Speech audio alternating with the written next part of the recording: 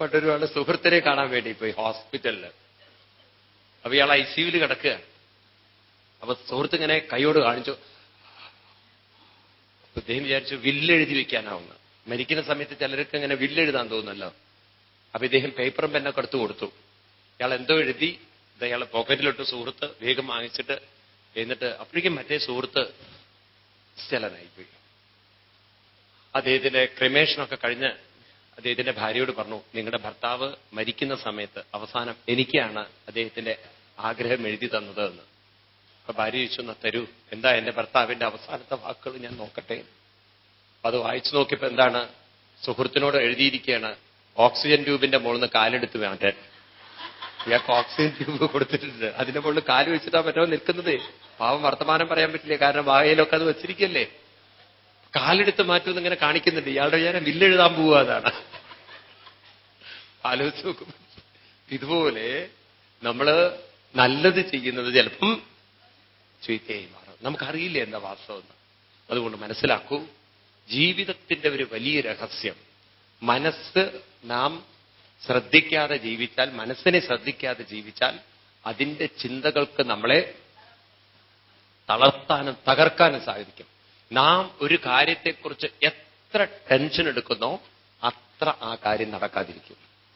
അതാണ് അതിന്റെ രഹസ്യം. നിങ്ങളതിനെക്കുറിച്ച് എത്ര നിങ്ങളത് ഭഗവാന് വിട്ടുകൊടുത്തിട്ട് ഭഗവാൻ നിശ്ചയിച്ച പോലെ അത് നടക്കും എന്ന് നിങ്ങൾ വിട്ടുകൊടുക്കുന്നോ അത് അത്ര ഭംഗിയിൽ നടന്നിരിക്കും. ടെൻഷൻ അടിക്കുന്തോറും നിങ്ങളുടെ വീട്ടിൽ കുറച്ച് ഗസ്റ്റ് വരുന്നു വിചാരിക്കാം. നിങ്ങളൊന്ന് ടെൻഷൻ അടിച്ചിട്ട് ഭക്ഷണം വെച്ച് നോക്കൂ, എന്തായിരിക്കും അവസ്ഥ? പായസത്തിൽ മധുരം കൂടിയിട്ടുണ്ടാവും, അല്ലെങ്കിൽ എന്തെങ്കിലുമൊക്കെ കറിയിൽ ഉപ്പ് കൂടിയിട്ടുണ്ടാവും, മുളക് കൂടിയിട്ടുണ്ടാവും. എനിക്ക് അപ്പോഴേ തോന്നിയത് അത്ര ടെൻഷൻ എടുത്ത് ചെയ്യേണ്ടിയില്ലായിരുന്നു എന്ന്. കൂടുതൽ നമ്മൾ ടെൻഷൻ എടുക്കുന്നതാണ് കൂടുതൽ കേടുവരുന്നത്. ആണോ? എന്നാൽ നിങ്ങൾ ഇത്തിരി റിലാക്സ്ഡ് ആണെങ്കിലോ ആ കാര്യങ്ങൾ ചെയ്യുന്നത് മുഴുവൻ ഭംഗിയായിട്ടുണ്ടാവും. ഉണ്ടോ ഇല്ലയോ? നിങ്ങളെ സ്വന്തം ജീവിതം എടുത്ത് നോക്കൂ. അതുകൊണ്ടായിരിക്കാം ഭഗവാൻ പറയുന്നത്, ഈ ബോധം നിങ്ങൾക്ക് വേണം. എന്താണ്? ചിന്തകളേക്കാൾ ശക്തി ആർക്കുണ്ട്? ചിന്തകളേക്കാൾ ശക്തി ചിന്തകളെ ഒരു ബിൽഡിങ്ങിനേക്കാൾ ശക്തി ആ ബിൽഡിങ്ങിന്റെ ഫൗണ്ടേഷൻ ഉണ്ടായിരിക്കണം. ഇതുപോലെ ചിന്തകളാകുന്ന ബിൽഡിങ്ങിന്റെ ഫൗണ്ടേഷനാണ് ഉള്ളിൽ നിറഞ്ഞിരിക്കുന്ന ചൈതന്യമെങ്കിൽ ഏറ്റവും കൂടുതൽ ശക്തി ചൈതന്യത്തിന് തന്നെയാണ്. പക്ഷെ ഇന്ന് നമ്മളോടത് പറഞ്ഞിട്ട് കാര്യമില്ല. കാരണം ഇന്ന് നമ്മൾ ചിന്തകളുടെ തലത്തിലാണ് നിൽക്കുന്നത്. ചിന്തകളിലും അല്ല നിൽക്കുന്നത്, ചിന്തകളുടെ കണ്ടന്റിലാണ് നിൽക്കുന്നത്. അതിൽ അടങ്ങിയിരിക്കുന്ന കാര്യത്തിലാണ്. ഉദാഹരണത്തിന്, നിങ്ങളെ കഴുതാന്ന് ഒരാൾ വിളിച്ചു കഴിഞ്ഞാൽ, ഒരാൾ നിങ്ങളെ കഴുതാന്ന് വിളിക്കുകയാണ്. ആ സമയത്തുണ്ടല്ലോ നിങ്ങൾ ആ വാക്ക് എന്താണ് ആ ഒരു ശബ്ദത്തിലല്ല നിൽക്കുന്നത്. നിങ്ങൾ ആ ശബ്ദത്തിന്റെ പിന്നിലുള്ള അർത്ഥത്തിലേക്ക് ഇറങ്ങിച്ചെന്നു, ഞാനൊരു കഴുതയാവുന്നു. അപ്പൊ നിങ്ങൾക്ക് നിങ്ങളോട് തന്നെ ഒരു വിഷമം തോന്നി, അയാളോട് വെറുപ്പ് തോന്നി. ഒരൊറ്റ മിനിറ്റ് കൊണ്ടെല്ലാം സംഭവിച്ചു കഴിഞ്ഞു. നേരെ മറിച്ച് നിങ്ങൾക്ക് മനസ്സിലാവാത്ത ഭാഷയിലാണ് ചീത്ത വിളിക്കുന്നെങ്കിലോ,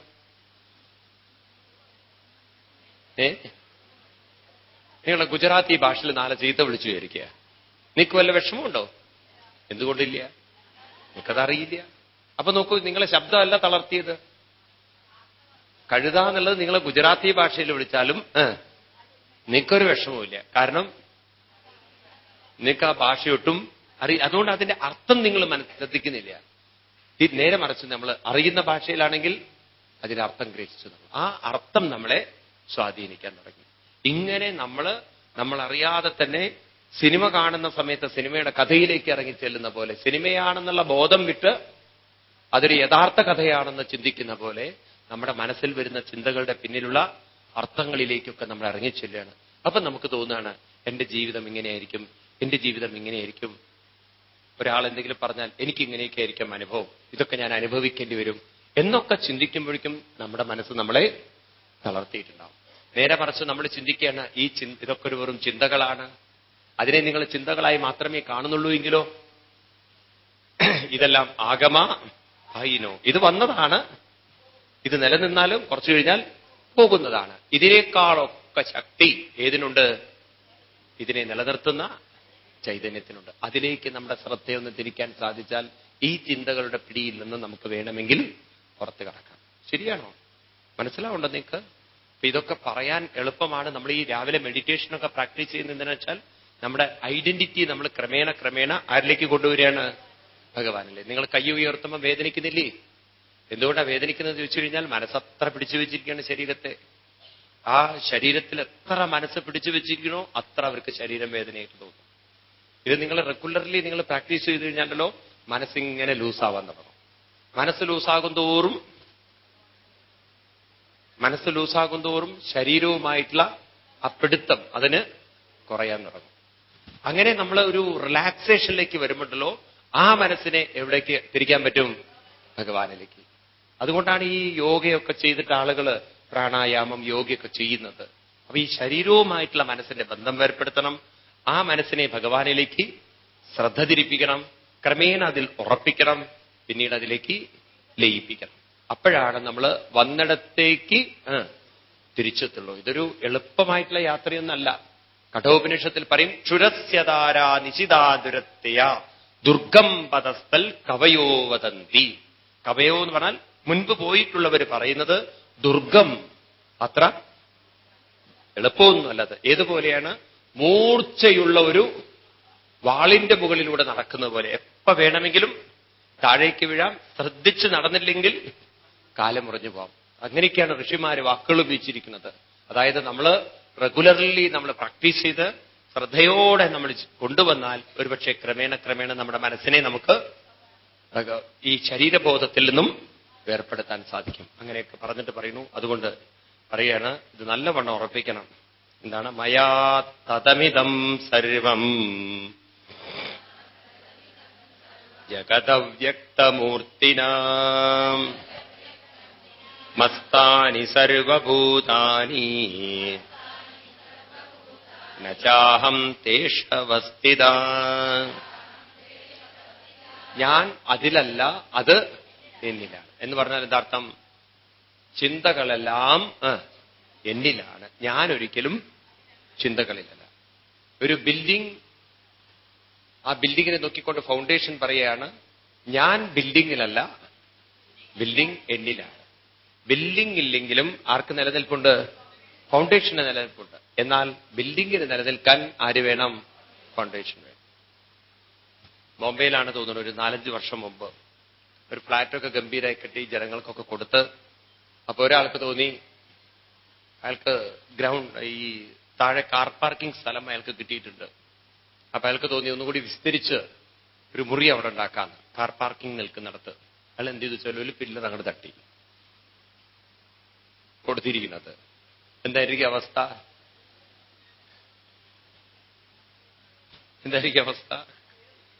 ബിൽഡിംഗ് താ കിടക്കുന്നത് താഴെ. മെയിൻ സപ്പോർട്ടിനെ പിടിച്ചിട്ടാണ് അയാളെ ഇളക്കി കളഞ്ഞത്. അത്ര ബുദ്ധി ഉണ്ടായിരുന്നു അയാൾക്ക്. ഇതുപോലെ പില്ലർ പോയാൽ, അടിതെറ്റിയാൽ ആനയും വീഴും. അതുകൊണ്ട് ഇതൊക്കെ നല്ലവണ്ണം ഉറപ്പിച്ചു വെക്കും. എന്നിട്ട് ഭഗവാൻ പറയുന്നു യഥാകാശസ്ഥിതോ നിത്യം വായു സർവത്ര ഗോ മഹാൻ തദാ സർവാണി ഭൂതാനി മസ്താനീത്യുപധാരയാ. എത്ര നല്ലൊരു ഉദാഹരണം നോക്കൂ ഭഗവാൻ പറയണത്. യഥാ ആകാശ സ്ഥിതോ വായു. എന്താ പറഞ്ഞത്? ആകാശത്തിൽ എപ്രകാരമാണോ വായു. അപ്പൊ ഇവിടെ വായുവായിട്ട് ആരെയാണ് താരതമ്യം ചെയ്തിരിക്കുന്നത്? ദ വായു ഈസ് എന്താണ്? Equivalent to thoughts. നമ്മുടെ ചിന്തകളായിട്ട് കണക്ട് ചെയ്യപ്പെട്ടിരിക്കുകയാണ്. ഈ ചിന്തകളാകുന്ന വായു നിൽക്കുന്നത് ആകാശമായിരിക്കുന്ന ചൈതന്യത്തിലാണ്. അതുകൊണ്ട് ചൈതന്യത്തിനൊരു പേരുണ്ട് ചിദാകാശം. എന്താ പേര്? ശിവന്റെ ഒരു പേരാണ് ചിദംബരൻ. ഇങ്ങനെയൊക്കെയുള്ള പേരുകളൊക്കെ വന്നത് അങ്ങനെയാണ്. ചിദംബരേശൻ, ചിത് അമ്പരമായിരിക്കുന്നവൻ, ചിത് വസ്ത്രമായിരിക്കുന്നവൻ, ആകാശം എന്നാണ് അർത്ഥം. ആകാശത്തിന് തുടക്കവുമില്ല അവസാനവുമില്ല, ആരംഭവും അവസാനവുമില്ലാത്ത ഒന്നാണ് ഇത് ആകാശം. അതുപോലെ തന്നെ ചൈതന്യത്തിനും ജനനവുമില്ല മരണവുമില്ല. അതിലാണ് വായുവിനെ പോലെ ആര് വന്നു പോകുന്നത്? ചിന്തകൾ വന്നു പോകുന്നത്. അപ്പോ വളരെ ശ്രദ്ധിക്കേ, നമ്മുടെ വ്യക്തിത്വത്തിന്റെ ഒരു ചെറിയൊരംശം മാത്രമാണ് ഈ ചിന്തകൾ. When you look into your personality, ആ പെർസെപ്റ്റീവ് നമ്മൾ നോക്കിക്കഴിഞ്ഞാൽ എത്രയോ വിടുത്തുണ്ട് നമ്മുടെ പേഴ്സണാലിറ്റിക്ക്. ആകാശത്തിൽ ചെറിയൊരു ഭാഗത്ത് മാത്രമാണ് വായു വന്നു പോകുന്നത്. ആകാശത്തിൽ ശൂന്യാകാശമുണ്ടോ? ഉണ്ടോ ഇല്ലയോ? അവിടെ വായു ഉണ്ടോ? അപ്പൊ ആകാശത്തെ സംബന്ധിച്ച് വായു എന്ന് പറയുന്നത് ഒരു ചെറിയൊരു ഭാഗം മാത്രമേ ഉള്ളൂ. അതിന്റെ ഫുൾ ഡെപ്തിലേക്ക് നോക്കിക്കഴിഞ്ഞാൽ, വിടുത്തിലേക്ക് നോക്കിക്കഴിഞ്ഞാൽ അതൊരു ചെറിയൊരു അംശം വായു വന്നു പോകുന്നത്. ഇതുപോലെ നമ്മുടെ പേഴ്സണാലിറ്റിയിലും ഈ ചിന്തകൾ എന്ന് പറയുന്നത് ചെറിയൊരു അംശം മാത്രമാണ്. പക്ഷെ ചെറുതെന്ന് നമ്മൾ പ്രാധാന്യം കൊടുത്ത് ഓവർ അറ്റൻഡ് ചെയ്ത് അത് നമുക്കിന്നൊരു വലിയൊരു കാര്യമായി. നിങ്ങളൊരു പട്ടിയെ വളർത്തുമ്പോൾ നിങ്ങളുടെ വീട്ടിൽ പട്ടി എന്ന് പറയുന്നത് ചെറിയൊരു സാധനം മാത്രമാണ്, അല്ലേ? നിങ്ങളുടെ വീടിന്റെ കാര്യം നോക്കുമ്പോൾ പട്ടി ഒരു ചെറിയൊരു ഘടകം മാത്രമാണ്. പക്ഷെ നിങ്ങൾ അതിനെ അറ്റൻഡ് ചെയ്ത്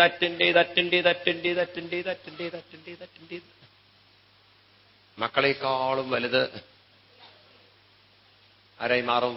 ചില വീട്ടിൽ കണ്ടില്ലേ നിങ്ങൾ, പട്ടി അവിടുത്തെ ജീവിതത്തിന്റെ വലിയൊരു ഭാഗമായി മാറും. പിന്നെ പട്ടി രാവിലെ തന്നെ ഷെയ്ക്കൻഡ് കൊടുത്തിട്ടില്ലെങ്കിൽ പ്രശ്നം, അവരോട് ചിരിച്ചിട്ടില്ലെങ്കിൽ പ്രശ്നം, പട്ടി അവർ പറയുന്നത് അനുസരിച്ചില്ലെങ്കിൽ പ്രശ്നം, അവരുടെ മടിയിൽ കയറി ഇരുന്നിട്ടില്ലെങ്കിൽ പ്രശ്നം, ഒരു ഉമ്മ കൊടുത്തിട്ടില്ലെങ്കിൽ പ്രശ്നം. അവസാനം ക്രമേണ പാവം അങ്കിളായി ആരായി മാറും? പട്ടിയുടെ അച്ഛനായി മാറും. രാജു, വേർ ഈസ് യുവർ പപ്പ? പട്ടിയോടെ കാണാലോ നിങ്ങൾക്ക് ചില വീടുകളിലൊക്കെ ആ പട്ടി ചെറിയൊരു സാധനം ഒരു വലിയൊരു ഘടകമായി. പട്ടി മരിച്ചിട്ട് ഭക്ഷണം കഴിക്കാതിരിക്കുന്ന ആളുകൾ ഞാൻ കണ്ടിട്ടുണ്ട്. അത്ര സ്വാധീനിച്ചിട്ട് എത്രമാത്രം അത് ഇൻഫ്ലുവൻസ് ചെയ്യുന്നത് നോക്കൂ. പട്ടി മരിച്ചിട്ട് സ്ലീപ്പിംഗ് ടാബ്ലറ്റ് കഴിച്ചൊരു ഫാമിലി എനിക്കറിയാം. അപ്പൊ അതിനോട് അടുപ്പം വന്ന് ഇങ്ങനെയൊക്കെയാണ്. ഒരു സാധനം, ചെറിയൊരു ഘടകം വീട്ടിൽ വരുന്നു, പിന്നെ അതിന് പ്രാധാന്യം കൊടുത്ത് ചില വീടുകളിലൊക്കെ പോയി കഴിഞ്ഞാൽ, പട്ടിയെ വളർത്തുന്ന വീട്ടിൽ പോയി കഴിഞ്ഞാൽ അവർക്ക് വീട്ടുകാരെക്കോളം കൂടുതൽ പറയാനുണ്ടാവുക.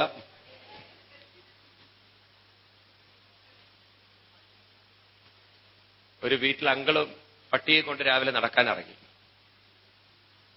അങ്ങനെ എന്തിനു പറയുന്നു? പട്ടിയും അങ്കിളിനെയും കാണാനില്ല, രണ്ടുപേരും മുങ്ങി. പട്ടി 2 ദിവസം കഴിഞ്ഞ് തിരിച്ചെത്തി, അങ്കിള് വന്നില്ല. ഈ ആന്റി എന്നിട്ട് പോലീസ് സ്റ്റേഷനിൽ ചെന്ന് പറഞ്ഞു, ഭർത്താവിന്റെ പേര് ടോമി എന്നാണ്. ഭർത്താവിന്റെ പേരാണ് ചോദിച്ചത്. ഭർത്താവിന്റെ പേര് ശേഖരൻ എന്നാണെന്ന്. പിന്നെ നിങ്ങൾ എന്താ ടോമി എന്ന് പറഞ്ഞത്? വളർത്തുന്ന പട്ടിയുടെ പേരാണ്. കളറ് വെളുപ്പും കറുപ്പും കൂടി ചേർന്നതാണ്. ആരുടെ കളറ്? ടോമിയുടെ കളറ്. എന്തു ചോദിച്ചാലും ഇവരാദ്യം ടോമിയാണ് പറയാ.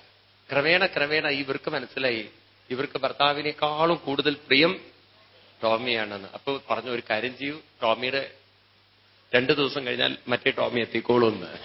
കാരണം ഇവർക്ക് ടോമി ഇല്ലാതെ ജീവിക്കാൻ പറ്റാത്തൊരവസ്ഥയിൽ അവർ ജീവിക്കുന്നത്. അങ്ങനെ അതിന് പ്രാധാന്യം കൊടുത്തു കഴിഞ്ഞാൽ പിന്നെ ആ ചെറിയ സാധനം നമ്മളെ സ്വാധീനിക്കും. നോക്കൂ, ഭരതൻ കാട്ടിൽ തപസ് ചെയ്യാൻ പോയത് ഈശ്വരന് പ്രാധാന്യം കൊടുക്കാനാണ്.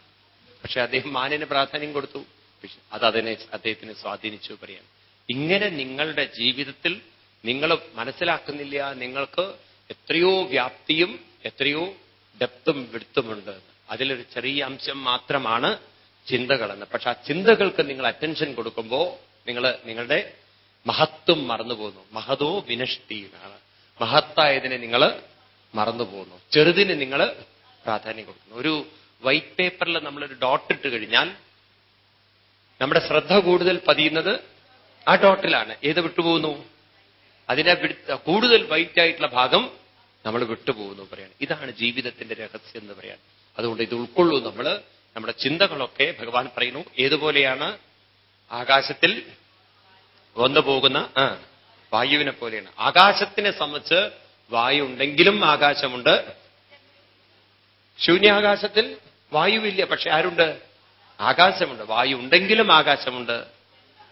ഇതുപോലെ ചിന്തകൾ ഉണ്ടെങ്കിലും ഭഗവത് ചൈതന്യമുണ്ട്, ചിന്തകൾ ഇല്ലെങ്കിലും ഭഗവത് ചൈതന്യം ഉണ്ട്. അപ്പൊ ആ ചിന്തകളുടെ ശ്രദ്ധ നമ്മൾ ആരിലേക്ക് കൊണ്ടുവരണം? ഭഗവാന് ഇന്ന് ഉറപ്പിക്കണം. ഭഗവാനാണല്ലോ ഇതൊക്കെ നിലനിർത്തുന്നത്. അങ്ങനെ നമ്മുടെ ഐഡന്റിറ്റി, നമ്മുടെ കൂടുതൽ അടുപ്പം ഭഗവാനിലേക്ക് നമ്മൾ കൊണ്ടുവരണം. ഇപ്രകാരം പറഞ്ഞു. അതുകൊണ്ട് ഭഗവാൻ പറയാണ്, നചമാം താനി കരേമാണി നിബന്ധന്തി ധനഞ്ജയാം ഉദാസീനവദാസീനം അസക്തം തേഷു കർമ്മസു. ഭഗവാൻ പറയുന്നു, മാം കർമാണി ന നിബന്ധന്തി. ഒരു കർമ്മ സംസ്കാരവും എന്നെ ബന്ധിക്കുന്നില്ല. ചെറുതിനൊരിക്കലും വലുതിനെ ബന്ധിക്കാൻ സാധ്യമല്ല. സാധിക്കുമോ? ഒരു പട്ടിക്ക് ഒരു മനുഷ്യനെ ബന്ധിക്കാൻ പറ്റുമോ? ഒരു മനുഷ്യനൊരു പട്ടിയെ ബന്ധിക്കാൻ പറ്റും. എന്നാൽ പട്ടിക്കൊരിക്കലും മനുഷ്യനെ ബന്ധിക്കാൻ പറ്റില്ല. പട്ടിയെ വളർത്തുന്ന കർമ്മം ഒരാളെ ഒരിക്കലും ബന്ധിക്കാൻ പോകുന്നില്ല. പക്ഷേ അയാളുടെ മനസ്സ് മുഴുവൻ ആ പട്ടിയിലേക്ക് അയാൾ തിരിച്ചു കഴിഞ്ഞാൽ എത്രയോ നിസ്സാരനായ പട്ടിക്ക് പോലും എത്രയോ ശക്തനായ ഒരു മനുഷ്യനെ ബന്ധിക്കാൻ സാധിക്കും. വാസ്തവത്തിൽ പട്ടി ബന്ധിച്ചിട്ടുണ്ടോ? പട്ടിക്ക് ബന്ധിക്കാൻ സാധിക്കുമോ? പിന്നെ ഇങ്ങനെ ഇതൊക്കെ സംഭവിച്ചത് നമ്മുടെ മനസ്സിനെ നമ്മൾ അതിലേക്ക് അങ്ങനെ വിട്ടുകൊടുക്കുമ്പോ നമ്മൾ അറിയുന്നില്ല അത് നമ്മളെ കയറി ബന്ധിക്കുന്നത്. ഇങ്ങനെയല്ലേ നമ്മൾ ഓരോ ദുരന്തങ്ങൾ ഉണ്ടാക്കി വെക്കുന്നത്? ആണോ? നിങ്ങളെ പേരക്കുട്ടികൾ ബന്ധിക്കുന്നുണ്ടോ? ഉണ്ടോ? പക്ഷെ നിങ്ങൾ അതിന് കൂടുതൽ പ്രാധാന്യം കൊടുത്ത് അതിന് കൂടുതൽ കൂടുതൽ കൂടുതൽ ശ്രദ്ധ കൊടുത്തു കഴിഞ്ഞാൽ പിന്നെ അതിന് നിങ്ങളില്ലാതെ ജീവിക്കാൻ പറ്റില്ല. പിന്നെ അത് പറയും അമ്മമ്മ അമ്മമ്മ അമ്മമ്മ എന്ന് പറഞ്ഞിട്ട് പിന്നാലെ നടക്കും. അല്ലെങ്കിൽ മുത്തച്ഛൻ പിന്നെ ബന്ധിക്കാൻ പോവില്ല. മുത്തച്ഛൻ അറിയാം ഒത്തിരി ബുദ്ധിയില്ല മുത്തച്ഛന്, കുറച്ച് മാറി നിൽക്കും. കാരണം ഇതിന് തലയിലെടുത്താൽ തലവേദനയും മാറുന്നുള്ളത് അറിയാം. അതുകൊണ്ട് കൂടുതൽ അതിനെ അറ്റൻഡ് ചെയ്യാൻ പോവില്ല. സിറ്റ് ഡൗൺ എന്നൊക്കെ പറയുമ്പോഴേക്കും അതിന് മനസ്സിലാവും ഇന്നൊരു പട്ടാളക്കാരനാണെന്ന്. അടുത്തേക്ക് പോവില്ല. എന്നാൽ അമ്മമ്മയല്ല, അപ്പൂ കുട്ടാ മോനോ എന്നൊക്കെ പറഞ്ഞ് അതിനെ കൊഞ്ചിച്ചോ വഷളാക്കി പിന്നെ അതൊരു ദിവസം പിടിച്ചു.